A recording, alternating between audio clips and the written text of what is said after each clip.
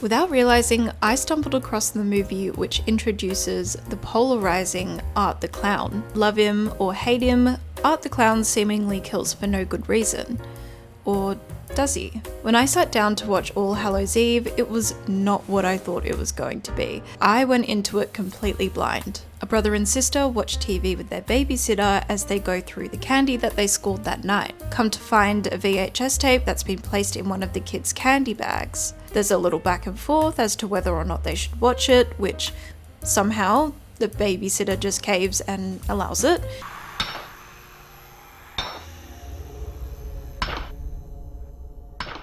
This is stupid, come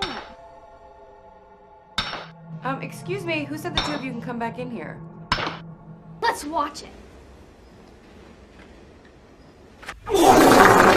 Babysitter of the year, everyone. When I was that age, I would have never watched something like this, and if I was the babysitter's age, I would not have allowed kids to watch this. To preface, I haven't watched any of the Terrifier movies. To be honest, it didn't really interest me. However, after watching this movie, I do see the appeal, and I'm probably gonna give it a go.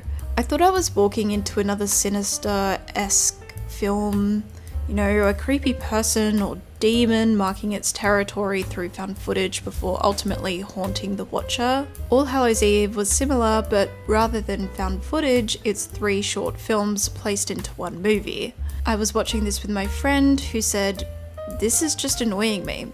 This isn't even scary." I can't blame him. This is now 50 minutes into the movie and we still haven't come to any conclusion, but rather we watch this random short horror that's been placed on this tape, and every 5 minutes or so we get a cut of the babysitter just watching the film. I, however, felt like I was in a dream. The first short film we watch is based around a woman who's waiting for a train on Halloween night. The clown comes out, drugs her, and now she's chained somewhere random with 2 other girls. This eventually leads into the woman being raped by this devil demon thing as she's surrounded by all of these things. Oh my god, bro. Oh, hell no, man. What the fuck, man? This movie is from 2012, so I'm assuming these costumes and makeup is a stylistic choice. This is the sort of fevered dream, am I high or on drugs right now type of film that makes me feel scared. I've expressed many other times that what scares me in a horror is something that feels realistic, but you can see here this is nowhere near realistic, but I still felt scared after watching this.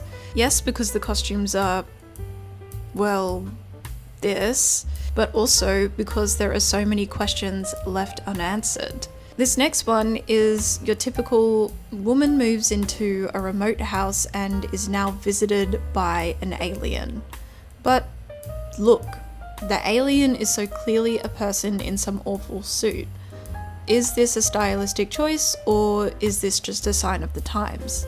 Why am I scared of the jiggly man in a wetsuit? Maybe we're much like the babysitter, waiting and watching to see what happens. Hang on, is this supposed to be a movie, or is this someone's indie short film? Or is this how horror movies look in this woman's universe, and why does the clown keep appearing? Lastly, a woman is on her way to New York. She needs to fill up her gas and accidentally walks into an argument between the staff worker and the clown.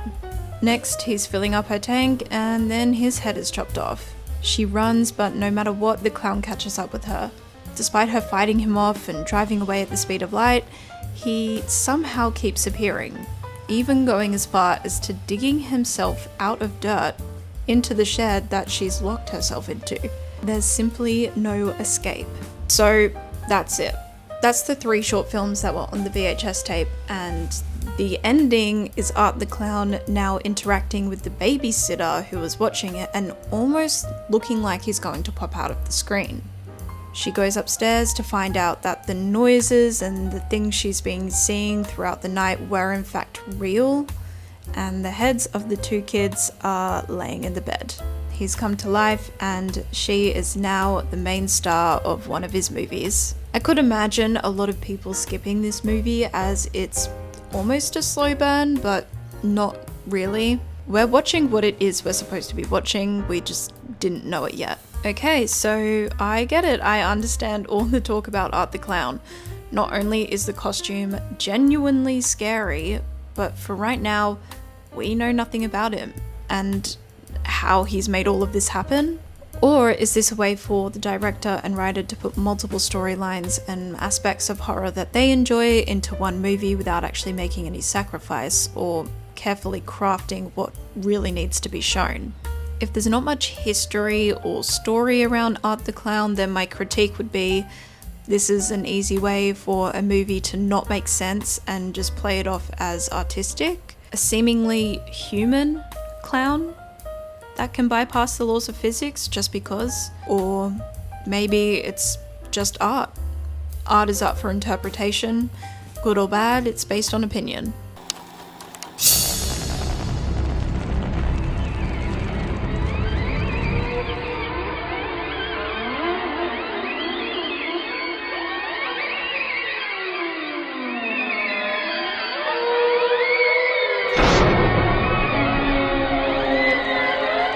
Editor's note here, turns out this is actually 3 short horrors all placed into the one, and I suppose this movie is meant to tie things up. Although there's not much linking the stories aside from the clowns, so I am excited to give Terrifier a go. I can see how there's a bit of a history behind it, and I am interested in knowing more.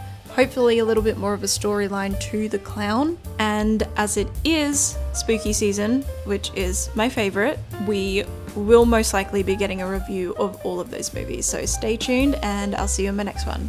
Bye!